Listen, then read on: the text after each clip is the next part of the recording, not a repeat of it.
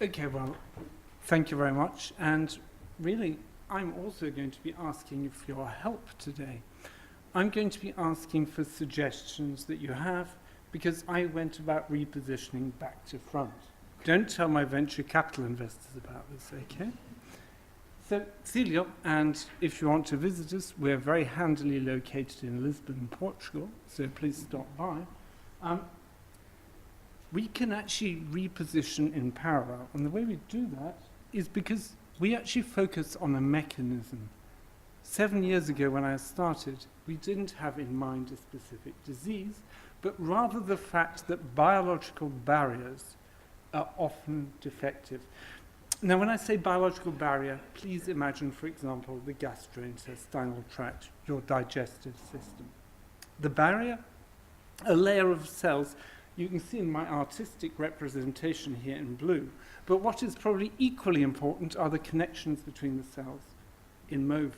These are called tight junctions, and I'm not going to go into the science, but I spent a lot of time and a lot of effort, and I'm very proud to say that we have actually, after 7 years, developed a method, we've patented it. We can find compounds which specifically help us to reinforce barriers.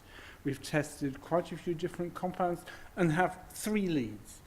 So this is when we ourselves took a bottom-up approach. We found diseases that are interesting, we thought are interesting, and then went out to clinicians and spoke to them. And we're talking to clinicians, we're also talking to patient groups, and I have 3 on the list here. Now, I mentioned barriers in the gut. Yes, the first one is a food allergy. And with partners in the Netherlands, we're getting ready to go to the clinic. So our clinical partners in Amsterdam have the whole patient population in place. The second 2, this might come as a surprise, are actually neurological indications. One is from the spectrum of multiple sclerosis. The second is Huntington's disease, which is unfortunately inherited neurodegeneration. Okay, great. You can see quite diverse. Thelial is not very big. Okay, we are a really lean biotech company, so that's why I'm asking for your unpaid help. In my artistic representation, you can see where barriers are important. The circulation on the left, the nervous system in the middle, the digestive system, I guess on the right. I didn't include the lungs here because really my skills of drawing lungs, that was just too much.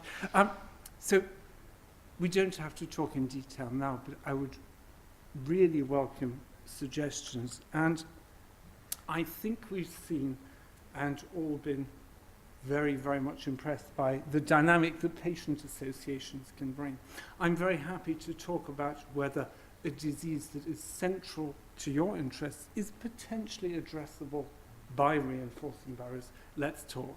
The same, any clinician who's interested in reinforcing a barrier, you can see my core interest at the moment is the esophagus, in fact, and the blood-brain barrier.